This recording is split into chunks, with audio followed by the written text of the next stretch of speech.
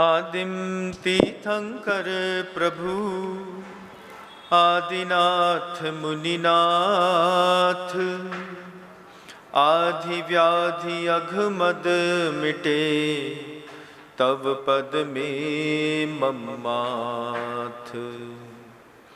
चरण शरण है आपके, तारण तरण जहाज, भव दधी तट तक ले चलो, करुणा कर जिन राज। बोलिए आदि ब्रह्मा श्री आदिनाथ जी भगवान की, परम पूज्य आचार्य भगवंत गुरुदेव श्री समय सागर जी महाराज की, परम पूज्य गुरुदेव श्री विद्यासागर जी महाराज की, समस्त मुनि संघ की।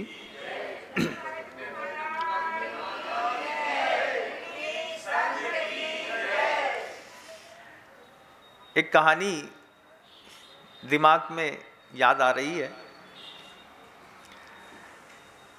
बियाबान जंगल में एक योगी ध्यान कर रहा था और अचानक उस जंगल में एक शेर आ गया। योगी ध्यानस्थ थे। शेर आकर के जैसे ही शेर को मनुष्य की गंध आई और मनुष्य की गंध आते साथ ही शेर के मन के अंदर खाने की इच्छा पैदा हुई। शेर को क्या पता कि योगी है कि भोगी है, कौन है। और शेर झपट्टा मारने जा रहा था कि शेर जिस पेड़ के नीचे खड़ा था उस पेड़ के ऊपर हंस बैठा हुआ था। ऊपर हंस बैठा था, ऊपर मतलब इधर पे हंस बैठा हुआ था। तो हंस शेर से कहता है, क्या करने जा रहे हो? शेर कहता है कि सामने मेरा भोजन है, मैं उसको खाने जा रहा हूं। और ये शब्द सुनते साथ ही हंस शेर से कहता है, पता भी है योगी हैं ये, इनकी पूजा करी जाती है, इनको अर्घ्य चढ़ाया जाता है, इनकी सेवा करके पुण्य लाभ लिया जाता है, परलोक सुधरता है। जब हंस ने शेर से ऐसा कहा, कोई कह सकता है कि महाराज हंस भी बोलता है क्या? शेर कभी बात करते हैं क्या? ऐसा प्रश्न उठता है। तो कहानी में सब बोलते हैं। जब कोई कथानक चलता है तो नदी बोलती है, शेर बोलता है, पेड़ बोलता है, सिंह बोलता है। कथानकों में सब बोलते हैं। कथानक समझाने के लिए होता है। तो जब वहां पर हंस ने शेर से कहा कि ये पूजा करने योग्य है, इनकी पूजा करी जाती है, तो उस वक्त शेर की प्रज्ञा जागृत हुई। और शेर की प्रज्ञा जागृत हुई तो शेर ने जितने भी हाथी जंगलों में मारे थे उनके मस्तिष्क से निकलने वाले गजमोती ला करके उस साधु के सामने समर्पित कर दिया। शेर ने कहा कि हंस तुम धन्य हो, तुमने कम से कम मुझे एक पाप करने से रोक लिया, पाप करने से रोक लिया और मैंने इनकी पूजा करके अपना परलोक सुधार लिया। फिर निरंतर वह उपक्रम चलता रहा। हंस तो चला गया, शेर का उपक्रम चलता रहा।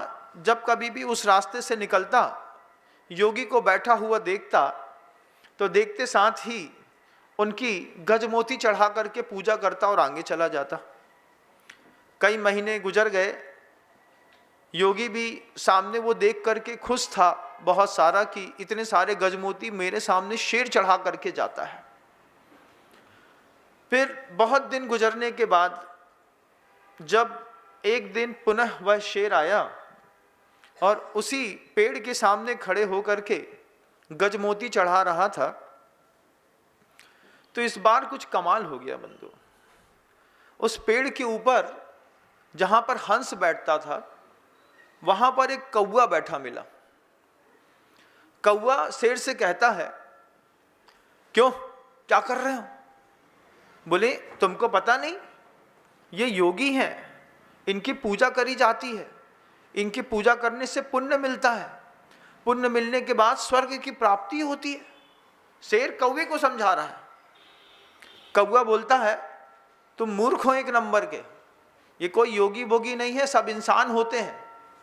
इंसान के अंदर खून, मांस, मज्जा, रक्त ये सब होता है, उसको फाड़ के खा करके अपनी अपनी पेट भूख मिटाता है। तुम ये कहाँ लगे, किसने सिखा दिया तुमको ये उल्टा पाठ? अब जैसे ही कौवे ने शेर को सिखाया, शेर ने कौवे की बात भी मान ली। शेर को दिखने लगा कि सही बात है, जब मेरी नाक बार बार इसकी सुगंध लेकर के खाने की इच्छा करती है और मैं इसकी पूजा कर रहा हूँ, इच्छा होती है खाने की और करता हूँ पूजा, तो फिर कौवा सही कह रहा है। और कौवे की बात मान करके जिस योगी की महीनों बरसों पूजा करता आया था वो सिंह, उस योगी को कौवे की संगति के कारण फाड़ करके खा गया। और कौवे को तो मरे हुए शव में से थोड़ा सा खा करके अपना पेट भरना था, लेकिन उस कौवे ने थोड़े से भरने के पेट के चक्कर में पूरा का पूरा योगी का देह नष्ट करवा दी।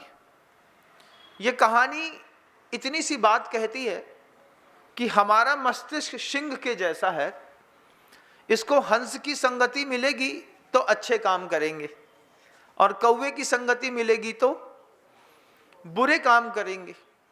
आज एक बार पुनः पूरे विश्व में एक नया खतरा फिर से आने लगा। मैंने अभी 3-4 दिन पहले कहा था, 23-24 साल को कही थी ये बात कि मृत्यु योग बन रहा है। उस मृत्यु योग में सावधान रहने की जरूरत है। आपने किसी की बात सुन करके उसको हल्के में ले लिया, अब उस मृत्यु योग की तीव्रता धीरे धीरे धीरे धीरे और आगे बढ़ रही है। अभी मुझे सुबह बताया कि चाइना में एक नया वायरस निकल आया है, उसमें सर्दी, खांसी, बुखार के प्राथमिक लक्षण सबसे पहले बच्चों को दिखाई दे रहे हैं। बच्चों से संपर्क में आने वाले कम से कम 15 लोगों को संक्रमण की संभावनाएं हैं। नए वेरिएंट की 5 साल बाद फिर शुरुआत है बंधुओं। ये वेरिएंट कितनी स्पीड पे पूरे देश पे फैल करके मृत्यु योग बनाएगा अभी मैं कहूँगा नहीं अब, क्योंकि आपको किसी की बात से भ्रमित होने की आदत है। कभी हंस आपकी बुद्धि में बैठता है, कभी कौवा, और फिर आपको लगता है कि ये भी सही है और वो भी सही है। लेकिन ये जो वेरिएंट आया है ना बंधुओं, इस वेरिएंट की भयावता हमारे आपके जीवन में फैले, उस वेरिएंट के कारण हो सकता है किसी योगी का भी देहावसान हो जाए, आपके बीच के कोई साधु भी काल कवलित हो जाएं, आप भी चले जाएं।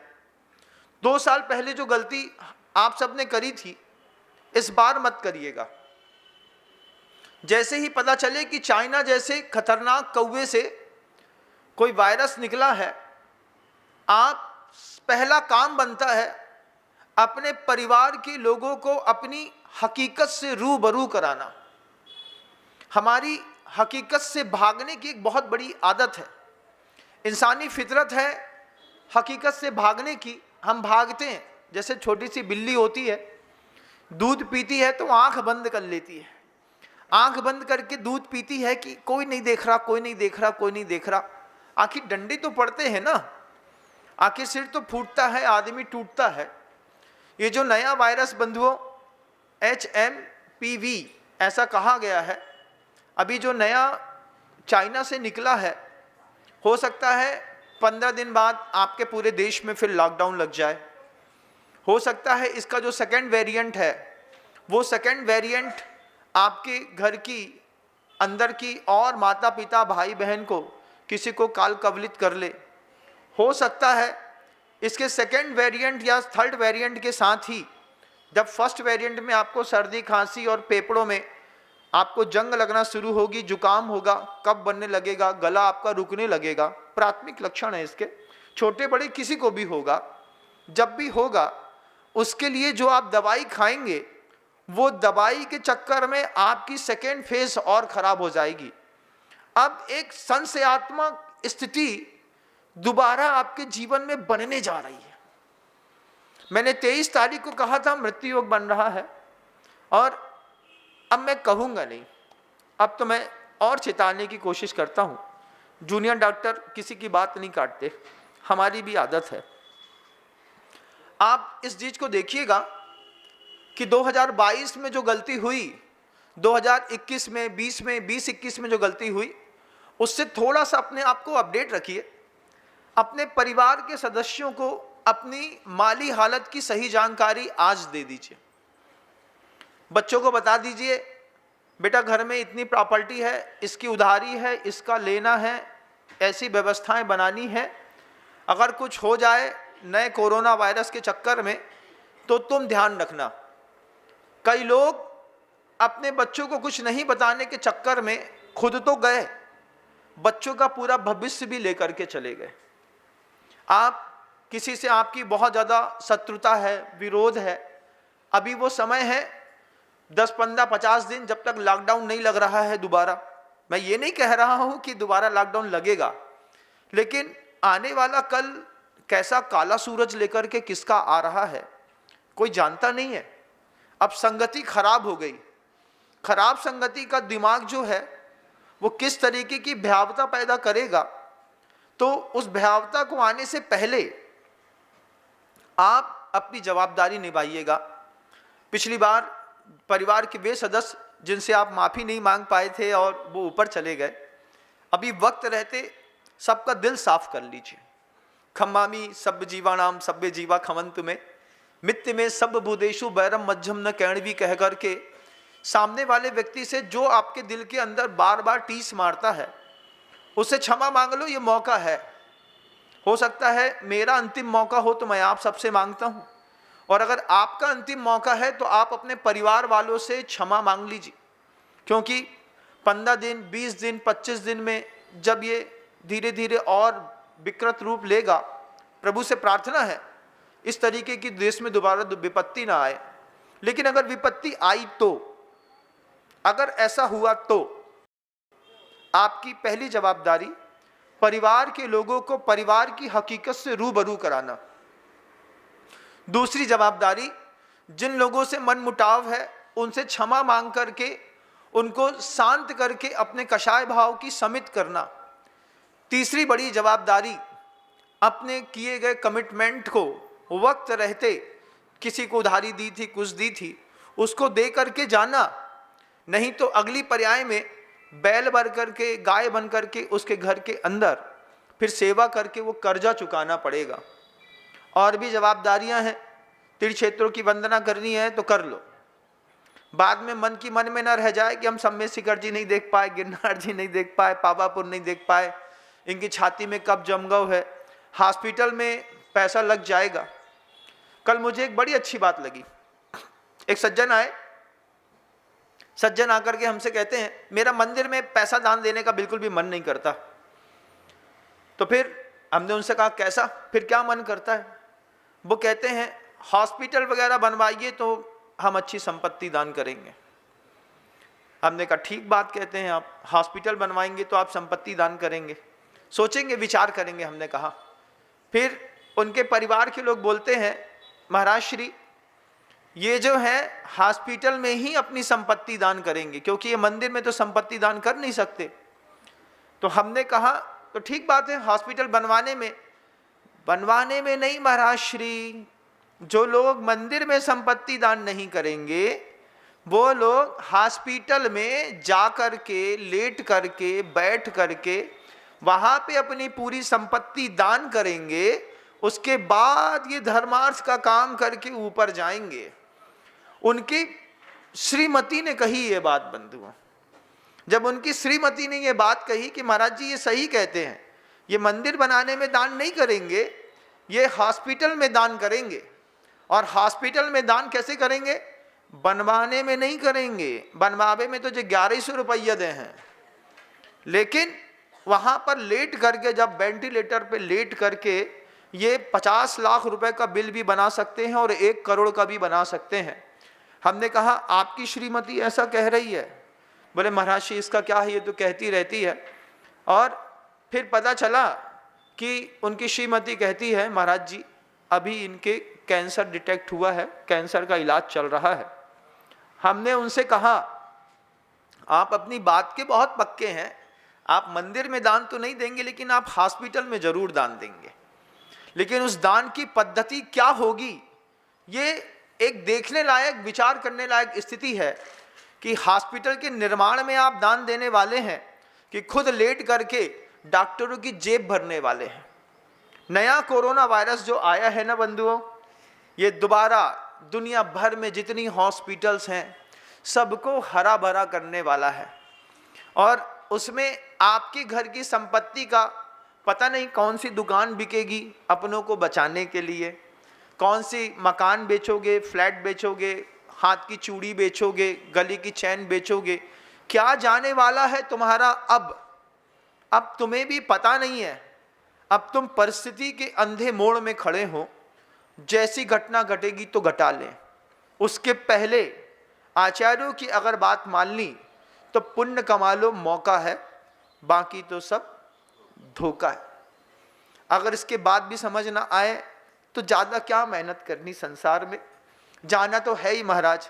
अब हॉस्पिटल से जाओ चाहे शमशान घाट से जाओ, आसपास का शमशान घाट देख लो कहाँ पे है, बच्चों को समझा दो, गलती से कछु हो जाए सो ध्यान रखियो, हैंडपंप बिगड़ गया है लास्ट में परेशान हुई हो, हैंडपंप सुधरवा दो शमशान घाटों के, क्योंकि कोरोना वायरस फिर आ गया है। उसका भी सॉफ्ट वेरिएंट है। सॉफ्ट वेरिएंट में अभी एकदम से एहसास नहीं होगा कि कछु हो रहा है, धीरे धीरे खांसी आएगी, खांसी पता चला 15-20 दिन हो गई, फिर रात में धीरे से पकड़ करके एक कुकर खांसी होती है। कुकर खांसी जानते हो, कुत्ता के जैसा जो है ना, रात भर खांसता है, रात भर गला पकड़ के खों खों खों खों करता है, और कई बार तो उसको ऐसा लगता है कि इस खांसी के चक्कर में मर जाएंगे। अब अगर ऐसी खांसियां हो गई तो प्रत्येक खांसी के जर्क में जो वायरस बाहर फैलेगा वो 15 लोगों को फिर शिफ्ट कर देगा, 15 500 को, 500 5 लाख को, 5 लाख 50 करोड़ को। धीरे धीरे ये नया वेरिएंट जो आ रहा है बंधु, डरा नहीं रहा हूं मैं आपको, मेरी तो आदत है पूर्व बोध देने की, तो बता देता हूं क्या कि भैया क्षमा मांग लो सबसे, किसी की उधारी है तो दे दो, मंदिर की शांति धारा के पैसे चुका दो। अब ऐसे लगे कि मूर्ति के पैसा और देने बाकी हैं, घर में फालतू धरे हैं, तो वो डॉक्टर की दुकान में जाए, इससे अच्छा है कि वे पैसे तीर्थ क्षेत्रों में दान कर दो, लफड़ा नहीं रहेगा। ध्यान रखना, तुरंत दिए गए दान का पुण्य जो है आदमी को बचा करके निकाल लेता है। इसका सेकेंड फेस अगर काम कर गया और अगर ये थोड़ा एक्स्ट्रा स्मार्ट वायरेंट हो गया तो फिर आप सबके जीवन में तकलीफें बढ़ती चली जाएंगी। पता नहीं किसके पिता जाएंगे, किसका लड़का जाएगा, किसकी माँ जाएगी, किसकी बहन, किसकी पत्नी, कितना खर्चा करा के जाएंगे। ये संगति का प्रभाव है। ये संगति का प्रभाव बड़ी उल्टी दिशा में है, क्योंकि हम अपनी हकीकत से हर वक्त भागने की आदत पे रहते हैं। हमने देखे ऐसे कई लोग, घर के अंदर जब कभी भी कोई सत्य पूछता है वो चप्पल पहनते हैं, गाड़ी उठाते हैं और बाहर भाग जाते हैं। तुम्हें तो बस मजाक ही लगत रहे थे, उठाएं गाड़ी और चले जाएं। अब वो बच्चा सोचता है बेचारा, पापा से, चाचा से, परिवार के लोगों से भी सत्य पता नहीं चलेगा तो हमारे घर का सत्य पड़ोसी थोड़ी बताएगा। हम अपने ही परिवार के लोगों को किसी प्रकार की अगर जानकारी नहीं देते, आप कल्पना करिए आपके जाने के बाद आपके परिवार की क्या स्थिति होगी। किसकी उधारी है, किसका लेना है, किसका देना है, किससे क्या कहा है। कोई सौदे ऐसे होंगे जो दिमाग में धरे हैं लेकिन कागज में नहीं लिखे। बनिया की आदत होती है, पहले कागज में लिखता है, बाद में हाथ का देता है। अगर नहीं मिले तो कागज से मांग लेता है, बोले दे कागज, तूने लिखा है इसमें तो होगा। अगर आप लोगों की ये खाते भाई सही नहीं है तो गलत संगति में शेर पड़ गया है। शेर मतलब दिमाग जो है वो कौवे की संगति में पड़ करके एक नया वायरस अचानक रिलीज कर दिया है। मैं तो ऐसा समझ रहा हूं कि पिछले 5 सालों में बड़ी बड़ी कंपनियों ने जो गोलियां बनाई थी उन गोलियों के बेचने का टाइम आ गया है, खरबों रुपए की इनकम जनरेट करने का, और उसके शिकार बनेंगे हम आप जैसे लोग। पिछली बार भी कोरोना आया था, कोई भी साधु परमेष्ठी ने ना इंजेक्शन ना किसी भी प्रकार का गोली खाई थी, सुरक्षित रहे बंधुओं। ना हार्ट की प्रॉब्लम हुई, ना किसी भी प्रकार के आर्थराइटिस का प्रॉब्लम हुआ, ना आंखें कमजोर हुई, ना और किसी प्रकार की दिक्कत हुई। लेकिन लगातार वैक्सीन लेने वाले और अपनी जान की रक्षा करने वाले अपनी जान से हाथ धो बैठे। उसका रिएक्शन सबसे बड़ा हुआ कि वैक्सीन कोरोना की लगाने के बाद महिलाओं की फर्टिलिटी रेट खत्म हो गया। आज 76% जो पहले का फर्टिलिटी रेट चलता था, आज 31% पे आकर के रुक गया। तो आईवीएफ के सैकड़ों क्लिनिक भारत के अंदर नए तरीके से जनरेट हो गए। इसको कहते हैं ज्ञान का दुरुपयोग करना। और आज के प्रवचन का टाइटल ही आप लोगों ने दिया है कि पूरा देश सामूहिक नशे में है। ये पूरा सामूहिक नशे में है, पूरी दुनिया एक जैसा नशा है, एक जैसी सोच है। आचार्य भगवंत जब कभी भी ब्रह्मचर्य व्रत का उपदेश देते थे, गुरुजी हमेशा कहते थे कि तुमको स्पर्शन इंद्री का ब्रह्मचर्य दिखाई देता है, तुमको नेत्र इंद्री का ब्रह्मचर्य दिखाई क्यों नहीं देता। आज पूरी दुनिया में 80 करोड़ से ज़्यादा यूजर्स हैं इंटरनेट के। 80 करोड़ तो भारत के हैं, दुनिया में तो रेशो बहुत बड़ा हुआ है। भारत के 80 करोड़ से ज़्यादा लोगों के पास इंटरनेट की उपलब्धता है। इंटरनेट की उपलब्धता के साथ जो पूरी दुनिया, पूरा देश सामूहिक नशे में है। कुछ ऐसे पाप होते हैं जिन पापों को सामाजिक स्वीकृति मिल चुकी होती है। जैसे आपके यहाँ सिगरेट पीना अब गलत नहीं माना जाता, सामाजिक स्वीकृति मिल गई। शराब पीना सामाजिक स्वीकृति मिल गई। सिगरेट पीने को, शराब पीने को तीसरी सामाजिक स्वीकृति आपने दे दी है अभी अंतरजाति या अदर कास्ट में विवाह करने को। अब धीरे धीरे आपने दी ना, सामाजिक स्वीकृति मिल गई है। पहले कोई की मोड़ी, अगर जैन की मोड़ी कोई दूसरी जात में जाए तो वे कहीं दूसरी जगह जा करके और ब्याह करके धीरे से चले आते और फिर घर में आके रोना रोते। कौन बात को? ए भाई हमारी मोड़ी नहीं मानी, बस दूसरे के संगी उन्हें ब्याह कर लो। तुम कहाँ गई थी? कहाँ बताएं जिज्जी, उनको देखे हुए गए थे। वेजिटेरियन हो, नॉन वेजिटेरियन हो, महाराष्ट्रियन हो, गुजराती हो, कहीं का भी रहने वाला हो, लड़का है और ऊंची पोस्ट है, मतलब ब्याह कैसे करो? ऊंची पोस्ट से। जात को जात, धर्म, रात दिन, खाबो पीबो कछु नहीं देखने अपन को, ब्याह कर दो महाराज। ओके बाद बकायदा कार्ड छपेंगे, हल्दी होगी, प्री वेडिंग शूट होगा, रिसेप्शन होगा, दारूखोरी होगी, अच्छे बड़े। अब कर दो किसी ऐसे समाज में ब्याह जिनके यहाँ डियर बियर चीयर बिल्कुल नॉर्मल है। खरबपतियों के घर में तो ये सब कॉमन बात होती है। फिर बढ़िया छक के शराब होगी, दुनिया भर के पाप होंगे। आपने इस पाप को सामाजिक स्वीकृति दे दी है। सिगरेट को सामाजिक स्वीकृति है, शराब को सामाजिक स्वीकृति है, अफीम की गोली को भी सामाजिक स्वीकृति है, भांग की गोली को, भांग को सामाजिक स्वीकृति है। कोई कह दे होली के दिन तो चलती होगी ना, हरी वाली मिठाई खाने का अलग ही मजा रहता है महाराज, क्या बताएं। उस वक्त जो ठंडाई पीते हैं और उस पर दो खाते हैं, अब ये शौक में आ गया है। हर स्वीट्स की दुकान में आपको भांग की मिठाई बन करके मिलेगी। और होली के दिन तो जितनी हुरदई और नंगई ना हो जाए सो कम है, सब खाते होंगे। तो भांग को सामाजिक स्वीकृति मिल गई, सिगरेट को मिल गई, शराब को मिल गई, अदर कास्ट की उसको मिल गई। बेटियों के कम कपड़े पहनने को सामाजिक स्वीकृति अब मिल गई, अब दे दी। आज आपके घर की बहू घर में जीन्स और टी शर्ट पहन के घूमेगी तो 70 साल की उम्र के आदमी को बुरा लगेगा, लेकिन एडजस्ट कर लिया है। समझे ना कैसा? बुरा तो लगता है लेकिन एडजस्ट कर लिया है भैया। लोग बोले बढ़ तो जमाने हैं भैया, इस जमाने में इतो न कहो तो घर न चल है। लेकिन दिमाग आज भी बोलता होगा कि बहू का कैरेक्टर तो ऐसा होना चाहिए।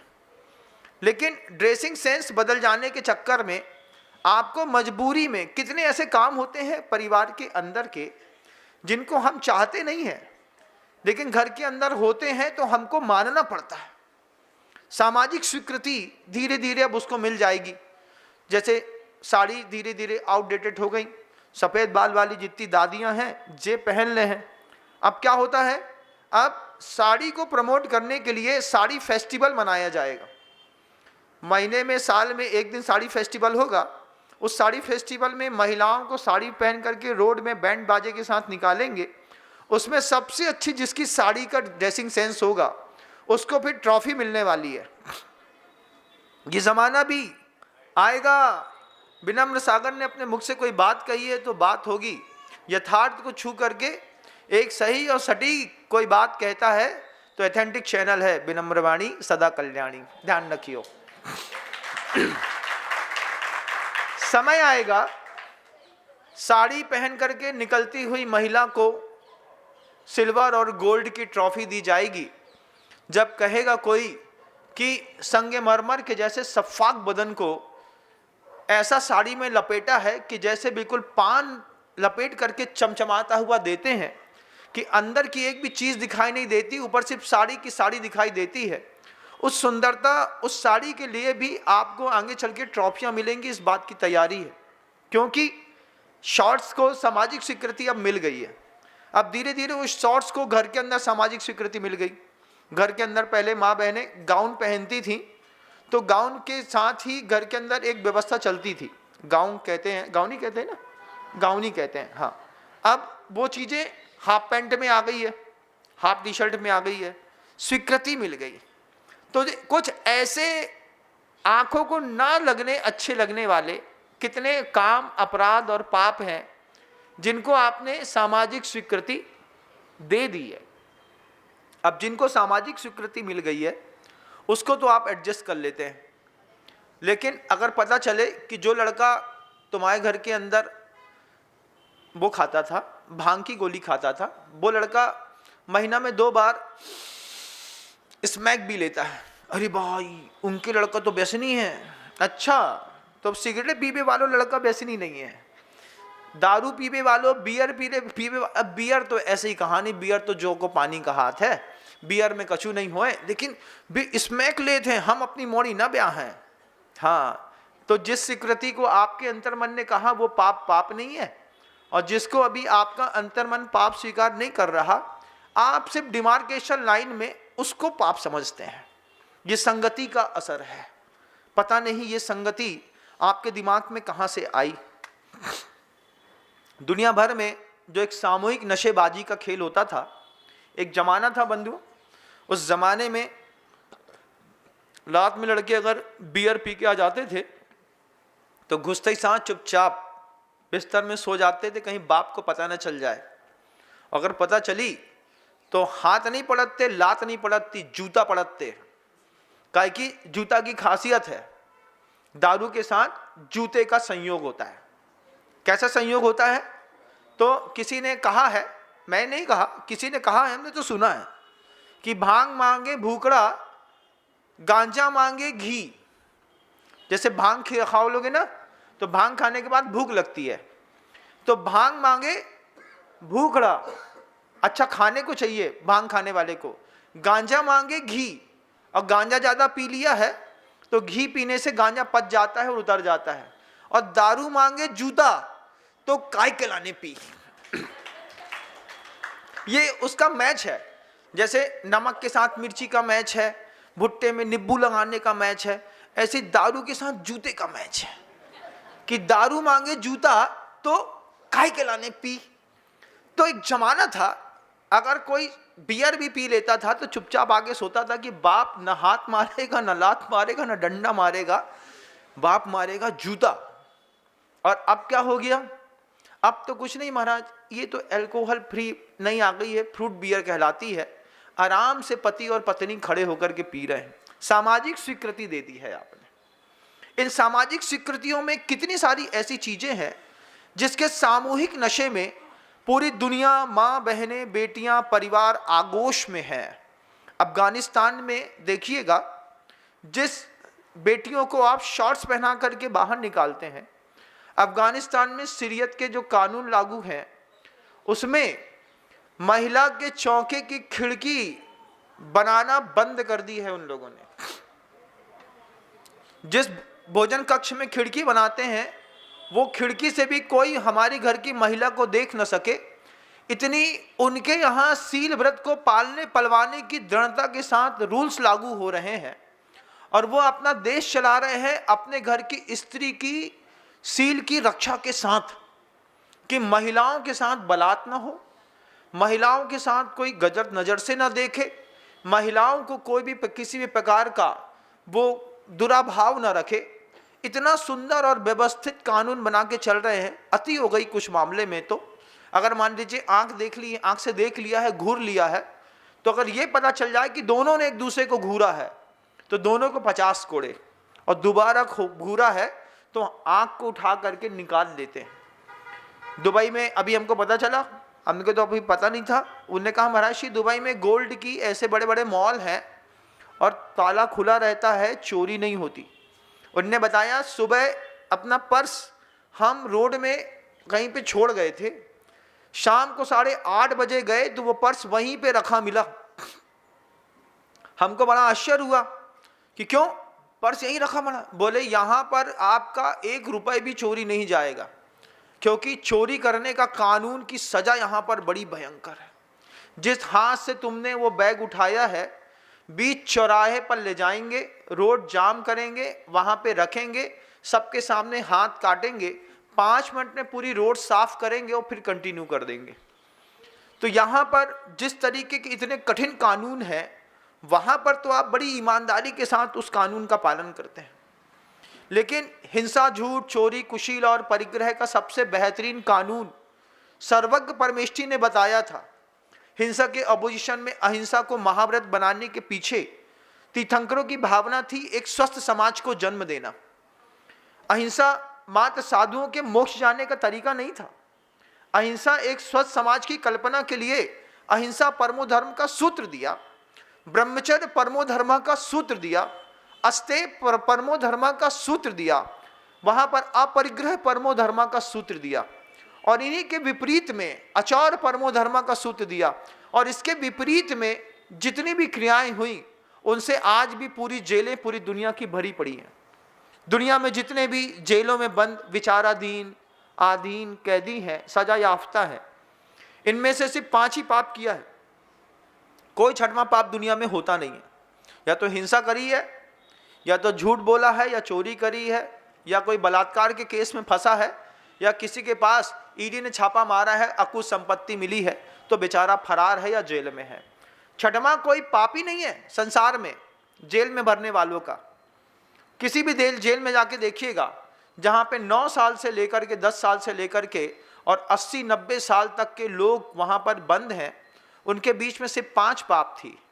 सर्वज्ञ परमेष्ठी कितने पवित्र और ऊंचे विचार को लेकर के जी रहे होंगे कि अणुव्रत और महाव्रत के हिसाब से उन्होंने उन 5 सिद्धांतों की कल्पना विचार को आपके बीच में रखा कि ये 5 सिद्धांत स्वस्थ समाज को जन्म देंगे, स्वस्थ संघ को जन्म देंगे, स्वस्थ परिवार को जन्म देंगे, स्वस्थ देश को जन्म देंगे। ये सिर्फ 5 सिद्धांत। लेकिन संगति हमारी बिगड़ गई। हमारी संगति में शेर थे हम, क्रूर नहीं थे, भद्र थे। शेर को क्रूर संज्ञा नहीं दी, उसको भद्र कहा है, उसको प्रशस्त कहा है।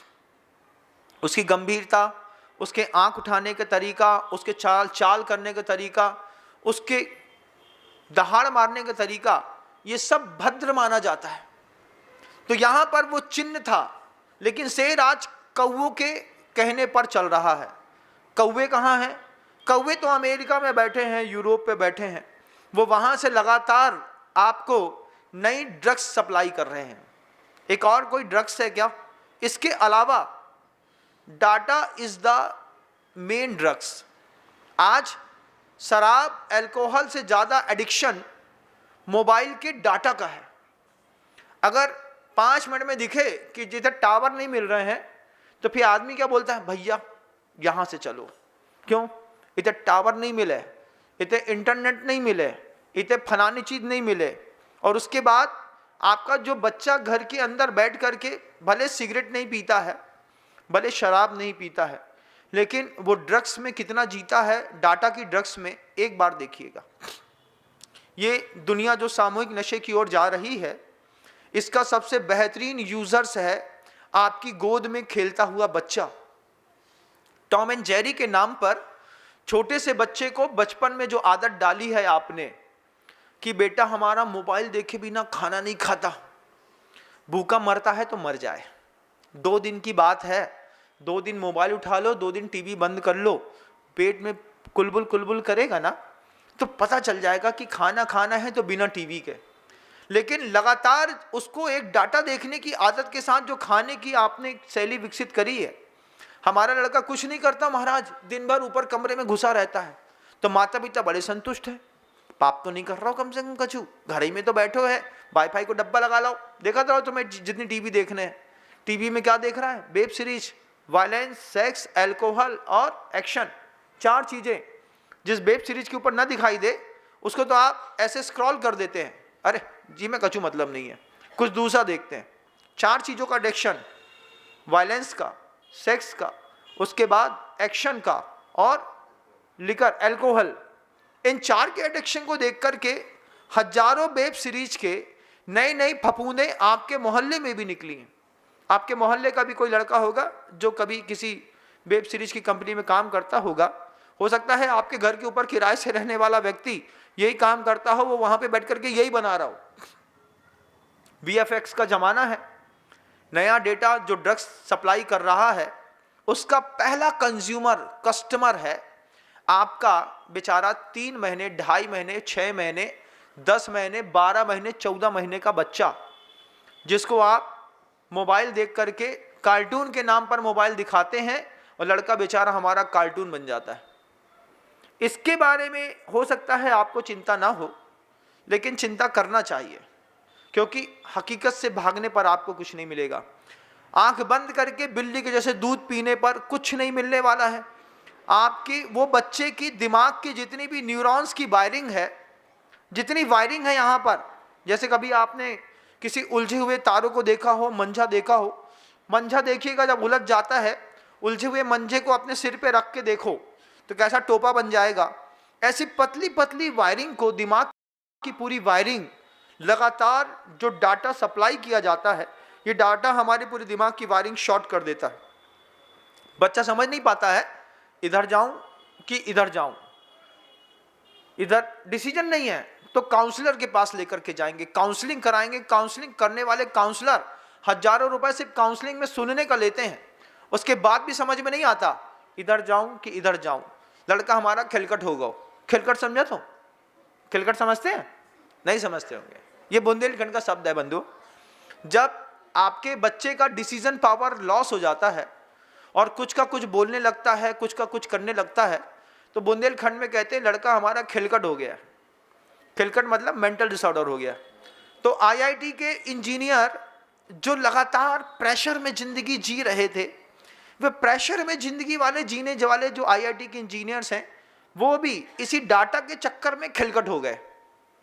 अब खिलकट होकर के घर में बैठे हैं, ऐसा देखते रहते हैं, कब हुआ कब हुआ कब हुआ, बेटा खाना खा लो, मम्मी कब हुआ। अब बेचारी मम्मी बेचारी मंदिर में पूजा कर रही, इधर जा रही उधर जा रही, लड़का फिर बैठे, मम्मी कब हुआ। अब बेचारा, अब माता पिता क्या करें? कितना मेंटल फ्रस्ट्रेशन था, और मोबाइल के जाने वाली वायरिंग से डाटा का यहाँ की पूरी वायरिंग फ्यूज कर दी।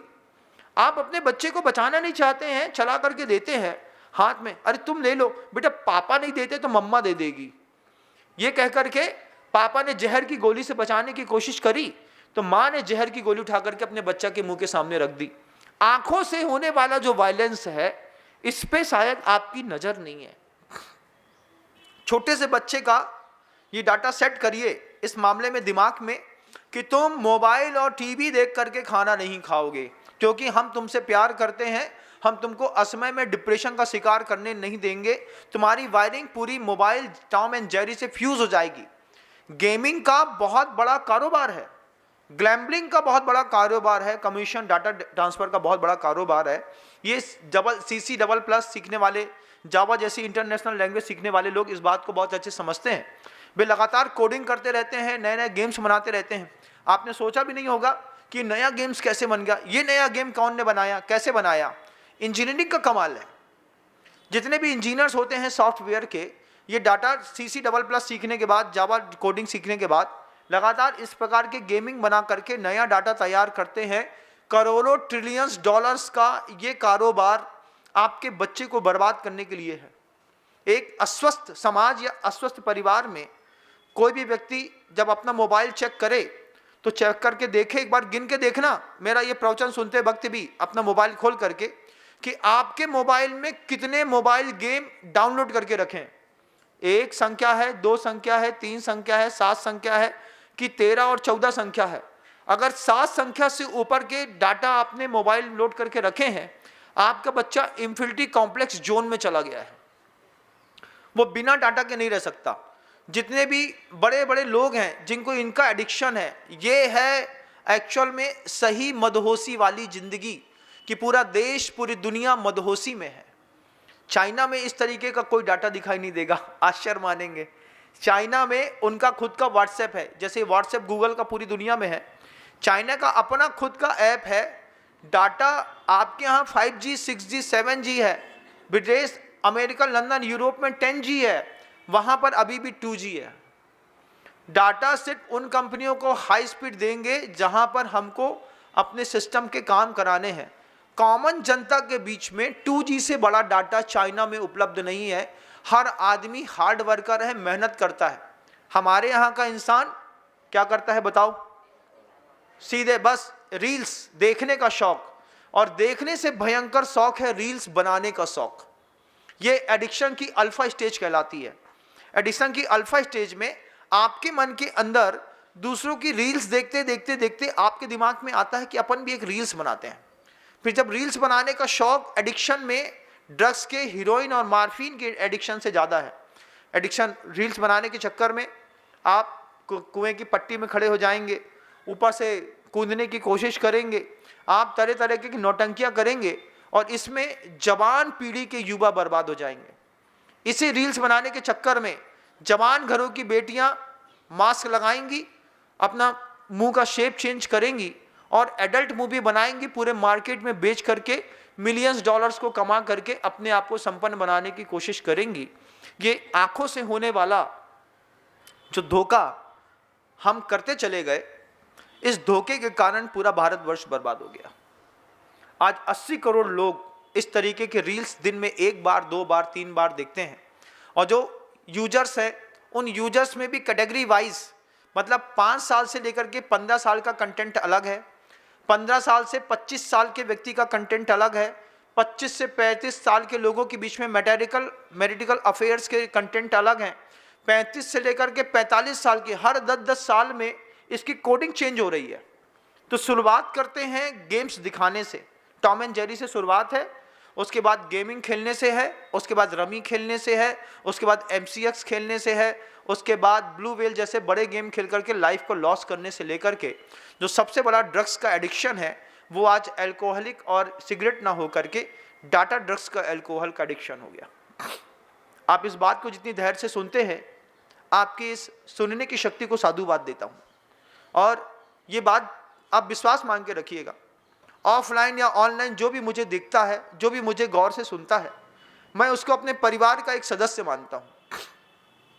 और परिवार का सदस्य मानने के साथ मैं अपनी जवाबदारी समझता हूँ कि हम अपने परिवार के हर व्यक्ति को सेफ रखें। इसलिए उद्बोधन जितने भी होते हैं, ये उद्बोधन हकीकत से रूबरू कराते हुए होते हैं। मैंने कभी फ्लर्टिंग नहीं करी, ना उद्बोधनों में किसी भी तरीके की, मुझे पसंद नहीं है। गुरुजी कहते थे, जब सच परोसने का फुर्सत नहीं है तो झूठ परोस करके अपन क्या प्राप्त कर लेंगे। सच देने के लिए जो अच्छे डॉक्टर के हॉस्पिटल्स होते हैं, वो मरीज को परेशान नहीं करते, बोलते हैं भैया हमारे यहाँ इलाज नहीं होगा, इसको यहाँ से ले जाओ, और सबसे कम पैसे में इलाज करते हैं। क्यों? क्योंकि लाइन पीछे से लगी हुई है। जिनके पास दुनिया को परोसने के लिए सच नहीं है, वो मजाक लेंगे, साड़ियाँ लेंगे, झूठ लेंगे। हमको हकीकत परोसने की फुर्सत नहीं है। हम हकीकत भी परोसते रहेंगे तो मेरी पूरी ज़िंदगी निकल जाएगी। मैं इस बात को बहुत अच्छे से जानता हूँ। आज आपको मैं अपने परिवार का सदस्य मानता हूँ। आप अगर मेरे पिता की उम्र के हैं तो सामने एक बैठे हुए व्यक्ति में मैं अपना पिता देखता हूँ, बहन की उम्र की कोई बेटी दिखती है तो बहन देखता हूँ, और बेटे की उम्र की कोई बेटी दिखती है तो उसमें मुझे अपनी भी बच्ची नजर आती है। 20 साल की कोई लड़की दिखती है तो लगता है कि 45-46 साल का हो गया मैं, मुझे भी लगता है कि हमारी बेटी होती तो इतनी बड़ी होती। तो उसको भी ये भाव अंदर से आता है, पिता पैदा होता है, उमड़ता है अंदर का पिता, बोलता है इसको समझा दो, अपने घर की मोड़ी होती तो बचाते कि नहीं बचाते, तो दूसरे घर की मोड़ी को अपनी मोड़ी मानो, इसकी रक्षा करो। ये विचार के साथ साधु जीता है, तब जी पाता है बंधु, तब जाकर के पूरी दुनिया के बीच में संवाद स्थापित होते हैं। मुझे सत्य देने में ही इतना आनंद है, और गुरुजी ने कहा है अपने पास देने को इतना है कि झूठ के कारोबार से क्या मिलने वाला है, सच परोसो, सच परोसते परोसते जिंदगी की शाम हो जाएगी। आप सबको उस बात की जानकारी हो कि आपके घर के बच्चे कैसे बिगड़ रहे हैं। आप छोटा सा संकल्प करिए कि हमारे घर के अंदर खाना खाते वक्त ना हम टीवी देखेंगे, ना किसी को देखने देंगे, और हमारे कोई रिलेशनशिप में भी आएगा उसको भी बताएंगे कि हमारे यहाँ खाना पूरी स्वस्थता और कॉन्शियस के साथ खाया जाता है, इसमें टीवी का किसी चीज़ का दूसरा कोई रोल नहीं है। मौखिक संवाद करिए, मौखिक संवाद के साथ हम स्वस्थ भोजन के साथ अपने परिवार को स्वस्थ रख पाए। कोरोना नया आ गया, हमने शुरुआत में इस बात को कहा है, आज इस बार इस प्रवचन को हो सकता है आप एक बार और सुनना पसंद करें, हो सकता है आप अपने पड़ोसी को सुनाना पसंद करें, आवश्यकता है। रील्स में जितने भी लोग दिखते हैं, एक नंबर के निचले दर्जे के लोग, ऊंची हस्तियां किताबों में दफन है। इतनी सारी ऐसी बुक्स भी हैं इस पूरे देश में जो अब आउट ऑफ प्रिंट हो गई हैं, जिसमें शेक्सपियर बैठा हुआ था, जिसमें वर्धमान स्वामी बैठे हुए थे, जिसमें अर्जुन कृष्ण का संवाद बैठा था, खानिया की चर्चा बैठी हुई थी, जिसके अंदर स्वामी विवेकानंद जैसे महापुरुष बैठे थे। आज मार्केट में इन तरीके की जो पुस्तकें हैं ये आउट ऑफ पब्लिश हो गई हैं। अब इसका न्यू प्रिंट लॉन्च नहीं हो रहा है क्योंकि खरीदार खत्म हो गए। आज पुस्तकों की भाषा बदल गई बंधु, ये एक और बहुत बड़ा दर्द है। एक पहले आप कभी भी किसी आपने कोई नॉवेल पढ़ा हो तो नॉवेल पढ़ा तो आपने देखा नॉवेल कैसे होते थे, रद्दी से रद्दी कागज पे, नॉवेल के कागज बहुत कोई अच्छा नहीं होता था, कागज में बिल्कुल छोटे छोटे अक्षरों पर पूरी की पूरी कहानी इतनी मोटी मोटी। हमने एक नॉवेल पढ़ा था वर्दी वाला गुंडा, उस समय चला था खूब, उसका खूब प्रचार हुआ था, तो 37 रुपए की किताब खरीद करके सेकेंड हैंड की वर्दी वाला गुंडा पढ़ा था। उसका पहला जो एडिशन था वो 150 रुपए का था। हमने कि इतनी बड़ी किताब 150 रुपए की कौन पढ़ेगा। पता चला मामा के यहाँ गए तो मामा वर्दी वाला गुंडा पढ़ रहे थे। हमने कहा हमें पता होती कि तुम पढ़ रहे हो तो हम जो 37 रुपये खर्चा ना करते, जे पढ़ लेते। तो मामा कहते हैं तुम अपनी किताब से पढ़ो, अपनी किताब से पढ़ेंगे। उस वक्त वो किताब, पुराना नॉवेल देखिएगा, पुराने नॉवेल में 3rd क्लास की क्वालिटी का कागज रहता था और बिल्कुल छोटे छोटे फॉन्ट में किताबें पूरी छपी रहती थी। मतलब एक पन्ने में 4 पन्ने का कंटेंट रहता था, इतनी बड़ी लोग नॉवेल लिखते थे। आज किताब की परिभाषा बदल गई है। किताब में ऊपर का 1 इंच खाली रहता है, साइड का 1 इंच खाली रहता है, और बीच के फॉन्ट का साइज लगातार बड़ों की किताबों का बड़ा होता जा रहा है। जब हम बड़े फॉन्ट की कोई किताब पढ़ते हैं, इसका मतलब है कि इसका मटेरियलिस्टिक बहुत कम हो गया है, इसके पेपर में से इसका कंटेंट निकाल दिया गया है और सिर्फ बेचने के लिए, प्रॉफिट के लिए आपको ये पढ़ाई जा रही है। इस तरीके से किताबों का रंग बदला है, फॉन्ट का साइज बदला है, पेपर की क्वालिटी अपडेट हुई है, और साथ ही साथ कई चीज़ें तो फ्री ऑफ कॉस्ट मिलने लगी कि किताब पढ़ने की भी घूस देता है आदमी। पढ़ लो भैया, इसमें महापुरुष बैठा है, तुम्हारे रील्स में कौन बैठा है। किसी बेटी को देख करके, किसी परिवार की मनाने की खाने की विधि को देख करके, किसी जूते को ऐड को देख करके, किसी का घोड़ा देख करके, किसी की कुतिया देख करके तुमको क्या मिलने वाला है, लेकिन तुमको वो देखने में आनंद आता है। बकुतिया ऐसे चाट रही है, चप चप चप चप चप चप चप चप। अब हमारे मुंह के अंदर भी, हमारे मन के अंदर एक भावना पैदा हुई, हमें भी अपने घर में कुतिया रखने हैं। अब वो बच्चा बेचारा छोटा सा घर के अंदर परेशान करता होगा, पापा अपन पेट क्यों नहीं रखते, क्या बताएं। ये जो प्रश्न उठा है ना, ये डाटा के एडिक्शन से उठा है। डाटा के एडिक्शन से हुआ ड्रग्स है कि आपके घर के बच्चे कुत्ते पालने की बात कर रहे हैं, क्योंकि लगातार उनको उनके मोबाइल्स में कुत्ता दिखाया जाता है। अगर आप इस बात को गंभीरता से लेंगे तो आपको समझ में आएगा कि वास्तव में हर घर में एक सामूहिक नशे की दुनिया चल रही है। बहुत सारी मूवीज़ होती हैं, आदमी झूमता रहता है, मार्फिन के ऐसे ऐसे कंटेंट आ गए हैं, गोलियां आ गई हैं। अभी मैंने देखा, जब हिमांशु ने हमको दिखाई ये बात, मराश्री आदमी खड़े खड़े ऐसा झुका है, अब ये 12 घंटे तक सीधा नहीं हो रहा है। हमने कहा उसकी हड्डी तो ऐसी हो जाएगी। बोले महाराज जी उसके शरीर में ताकत ही नहीं बची है कि अपने फिजिक को चाहे वो गिरा भी नहीं सकता है, उठा भी नहीं सकता है।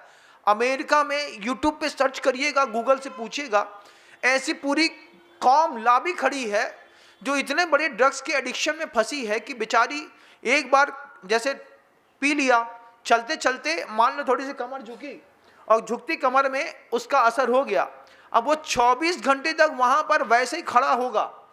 हम कहें योगी जैसा खड़ा कर दिया, ऐसे में तो कोई योगी को खिला दो, कोई ऐसा खड़ो कर दो, 3 दिन में तो प्रभावना हो जाए कि भैया जब 75 घंटा से इनने कदम भी नहीं उठाए। तो ये इस तरीके से पूरी दुनिया में जो लगातार इन तरीकों का व्याभिचार फैल रहा है, इसमें आपका परिवार भी फंसा हुआ है बंधुओं।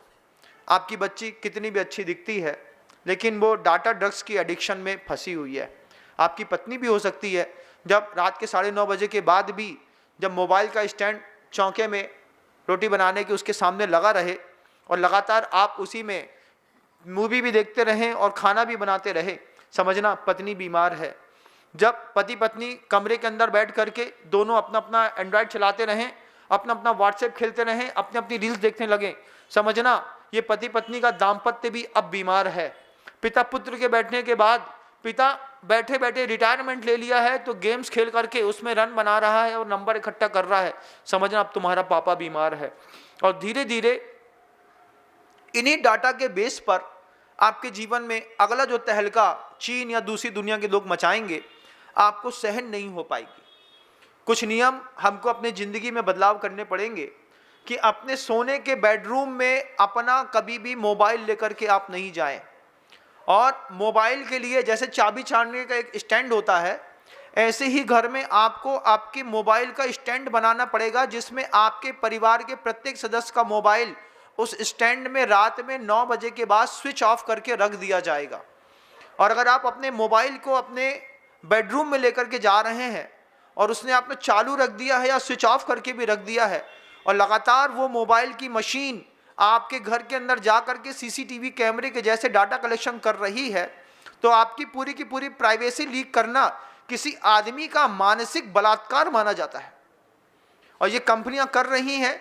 जब ये डाटा आपके मरने के बाद लीक करेंगी, आपकी पुरखें, आपके आने वाले जो संतानें हैं उनको बड़ा दर्द होगा।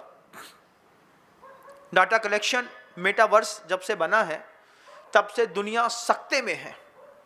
लोग सोच रहे हैं अच्छा हो रहा है, लेकिन उनके साथ क्या बुरा हो रहा है वो अभी समझ नहीं पा रहे हैं। जैसे सिगरेट पीने वाले को समझ में नहीं आ रहा है कि हमारे साथ बुरा क्या हो रहा है। जब बुरा हो चुका होता है, जब छोटे सिम्टम्स दिखाई देते हैं, तब लगता है कि बहुत बुरा हो गया। इसके पीछे आज आप सब जवाबदार हैं। बड़े बड़े संपन्न परिवार के लोग सुबह पूजा करते हैं, लेकिन मोबाइल के स्क्रीन टाइम में मान लीजिए 3 घंटा, 2.5 घंटा, 2 घंटा, 1.5 घंटा, 5 घंटा देते हैं। लास्ट में आपको लगता है कि हमको अपना डाटा कंज्यूम करने के लिए कोई चीज़ डाउनलोड करके एडिक्शन वाली मूवी देखनी है। आप सब बीमार कौम के मदहोश नशे में झूमने वाली दुनिया के लोग हैं। आपसे धर्म नहीं हो पाएगा, आप धर्म नहीं कर पाएंगे, क्योंकि आपको बहकाने वाला एंड्रॉयड 24 घंटे आप अपनी छाती से चिपका के रखते हैं बंधु। ये आज दुनिया की एक नई आफत है। इस आफत को कंट्रोल करिए। एक बार चेक करिए आपके मोबाइल में कितने एप्लीकेशंस ऐसे हैं जो गेमिंग के हैं, ग्लैम्बिंग के हैं। पहले गेमिंग होती है, गेमिंग के बाद ग्लैम्बर बनता है आदमी। पहले डाटा में खेल सीखेगा, फिर रमी सीखेगा, फिर कुछ और सीखेगा, फिर दुनिया बर्बाद कर लेगा। इससे भी अपने परिवार को बचाने की जरूरत है। आपका समय 1 घंटे का पूरा हो गया। मैं 1 घंटे से लगातार बोल रहा हूँ। हो सकता है आपको 1 घंटे का एहसास ना हुआ हो, लेकिन मुझे है। अभी भी मेरा बहुत सारी और भी जो दिमाग में सोच कर रखा था वो बोलने की चीज़ें रह गई। समय की अपनी पाबंदियाँ होती हैं, लेकिन एक बार पुनः आपको आगाह कर देता हूँ कि नया कोरोना वायरस आ गया है। इस नए कोरोना वायरस के नए जो एडिशन आगे 3 महीने, 2 महीने, 1.5 महीने या 15 दिन में आएंगे, हो सकता है पूरे विश्व में दोबारा लॉकडाउन लग जाए। और अगर दोबारा लॉकडाउन लगे, उसके पहले कलेक्शन करना फिर शुरू करिए।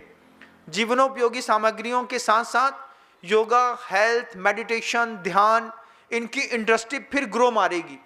इसके बाद फिर इन सब चीज़ों में शुरुआत होनी शुरू करेगी। हो सकता है गेहूं का रेट बढ़ जाए, हो सकता है इस कोरोना के चक्कर में दालों के ट्रांसपोर्टेशन रुक जाने के कारण दालों के रेट बढ़ जाएं, हो सकता है आपकी सर्विस देने वाली कंपनियां आपसे एक्स्ट्रा चार्ज करने लगें। अब आपके फिर एक्सेस मनी की आपको फिर वैल्यू समझ में आएगी। इसके बीच में अपने आने वाली संतानों को देने के लिए हमें कुछ इतिहास भी छोड़ करके जाना है।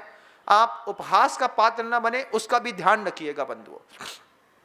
हमारी जवाबदारियां सिर्फ परिवार चलाने तक सीमित नहीं है। आपका लड़का हनी सिंह को जो जानता है बंधु, लेकिन भगत सिंह को नहीं जानता। कितनी बड़ी बात है। आपके लड़के से बोले कि बेटा हनी सिंह का सबसे फेमस गाना सुना दो, तो लड़का हनी सिंह का सबसे फेमस गाना तो सुना देगा। लेकिन आपके लड़के से बोले कि भगत सिंह का सबसे फेमस गाना क्या था, तो हो सकता है उसकी पहली लाइन आपको भी याद ना हो। ये तो हमारे देश की एक गिरती हुई मानसिकता की अस्वस्थ स्थिति है। इसमें अपने पूरे परिवार को बचा के रखिएगा। आपका सौभाग्य होगा, आपने अपने बच्चे को प्यार से पाला है, 9 महीने पेट में रख करके बड़ा किया है। अब उसकी ज़िंदगी बर्बाद ना हो, इसके लिए मोबाइल एडिक्शन से अपने बच्चों को बचाने का प्रयास करें, खुद भी बचने का प्रयास करें। ये दुनिया का एक ऐसा गंदा नशा है, पूरी दुनिया में इसकी मदहोशी लगातार बढ़ती चली जा रही है। अगर आप घर के अंदर रील्स देखते हैं, आप घर के अंदर कोई और फेसबुक चलाते हैं, कुछ और करते हैं, ये चीज़ें आपके परिवार में विघटन का निमित्त भी बन रही हैं। लगातार रील्स में चलने वाली जो दूसरी एक्टिविटी है, वे अश्लीलता से भरी हुई एक्टिविटी में आज आपकी आँख का नशा, कान का नशा, जिब्बा का नशा, स्पर्शन इंद्रिय का नशा सब चरम पर है। और अति की एक न एक दिन इति जरूर होती है। आप अपनी इति को खत्म करें, आप मिटें, इससे पहले अपने आप को संभालें, जीवन का सौभाग्य होगा। शब्दों को विराम देता हूँ। गुरुदेव श्री विद्यासागर जी महाराज जी की जय।